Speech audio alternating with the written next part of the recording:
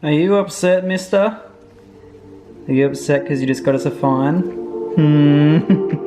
What's good, guys? We are fresh back from the beach and ready to get stuck into some cars, and unfortunately we went down to the wrong beach. Didn't realize there was some parts of Bribey where you could take the full drives on that you can't take dogs. So we rock up there, happy as Larry, get everything set up, get the dog out. 2 minutes later, and we got pulled over, didn't we, Douglas? Yeah, that's alright, we copped it on the chin. $170 later.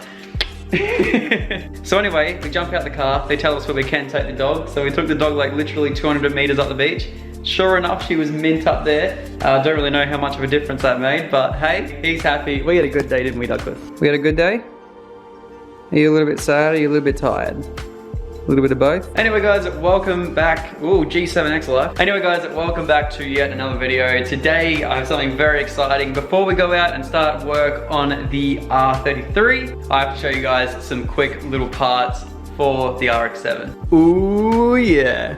We finally have an ECU and all the wiring that we need to put this thing in the RX-7. Now, for those of you who don't follow me on Instagram, we grabbed a Heltec Elite 1500 with a plug and play for the Series 7 and Series 8 FD. And not only that, but we also grabbed one of Heltec's brand new WB1 NTK wideband sensor kit. Very, very, very excited about this entire kit. And I'll tell you guys quickly why we went with the 1500 over anything else. And yeah, we're not going to be installing this today. We have a few more little bits we need to come for the RX-7, including the coils, the ViniFab harness, and the AST delete, which is all coming very, very soon. It's all on its way, just getting shipped from New Zealand. But yeah, so let's have a quick chat as to why we went with the 1500. So the 1500 is about midway through the Heltec Elite series. Now, the Elite 1000 is basically a 4-cylinder or, you know, four injector, 4 spark sort of ECU. When you switch to the 2000, you go to a 8-cylinder, so you can have 4 injector, so you can have 8 injector, 8 spark. You guys kind of get me. The main difference between the 1500 and the 1000 is the fact that the 1500 has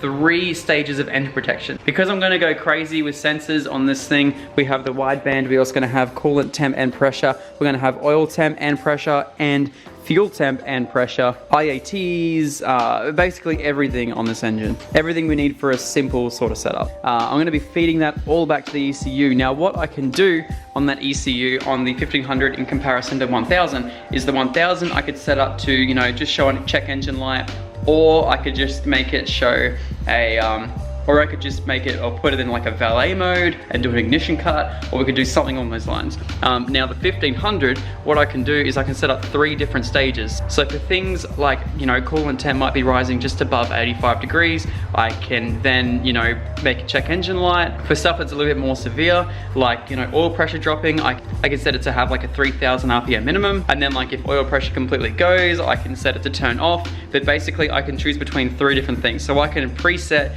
3 different things to happen, and then I can select what triggers that error, if you get me.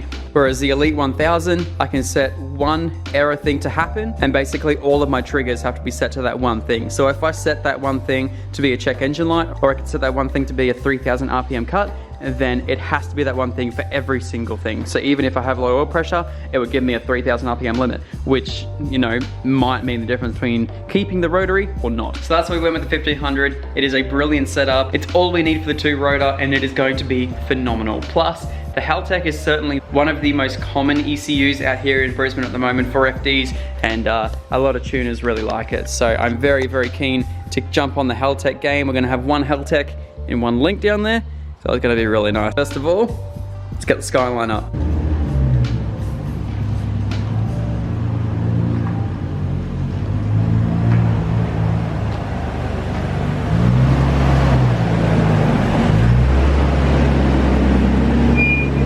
Man, this thing is dirty.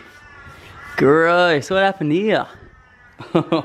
So a few weeks ago, we finally had the first bush that has gone on the 33 in years. This thing has been so good, but finally, our tie rods decided to die a few days ago. So we're gonna quickly fix those up there, and then we're gonna go into working on the RX-7, seeing where we can mount the wideband and stuff like that. So first of all, we're gonna quickly install these, and I'll show you just how bad these other ones are.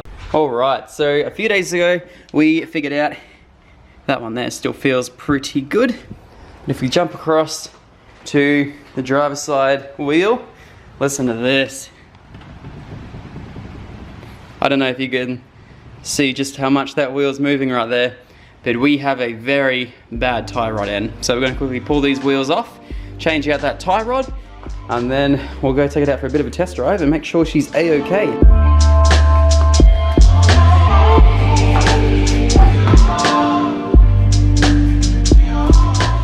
Check out that abomination of a tie rod.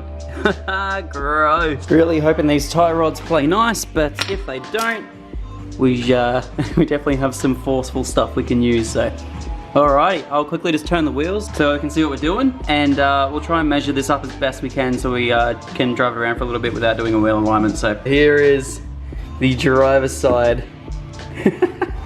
Oh my god. Look at how much play that has. You guys wait till you see this brand new one. It is like night and day difference. So these ones here are called Road Safe. Never used this brand before, but these were the ones that Kudos recommended to us. So as you can see, he can't even bend. He can't even make that move. Whereas this one, she's all floppy and all over the shop. This one here, you literally cannot move that at all. So as you guys can see, the boot's nicer intact.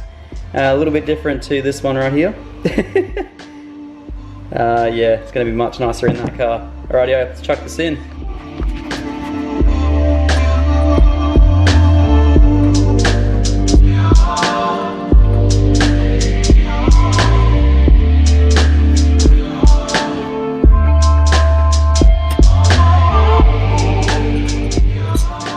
Here's what we have for passenger side. It's definitely a little bit tighter, but you guys can see the boot is basically inexistent. Inexistent? I don't know if that's a word.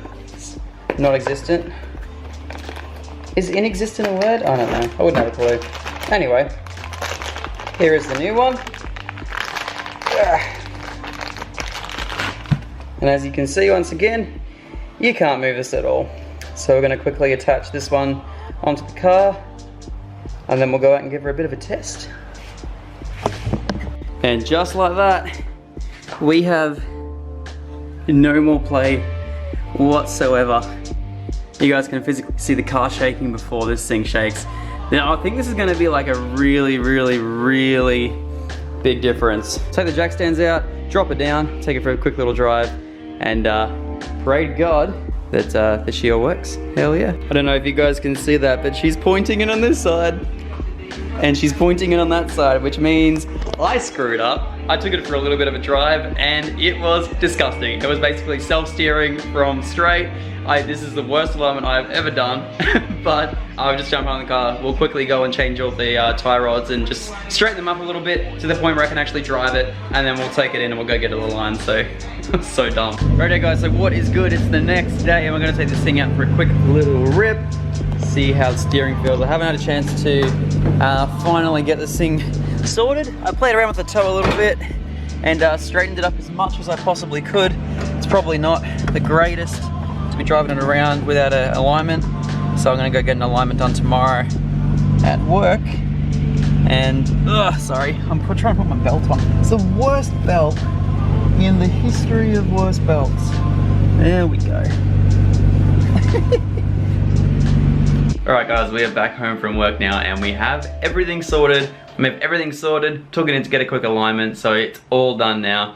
Wheels are actually pointing straight, which is nice, and we finally have a non-clunking R33, which is going to be so good when we hit up the track next time as well.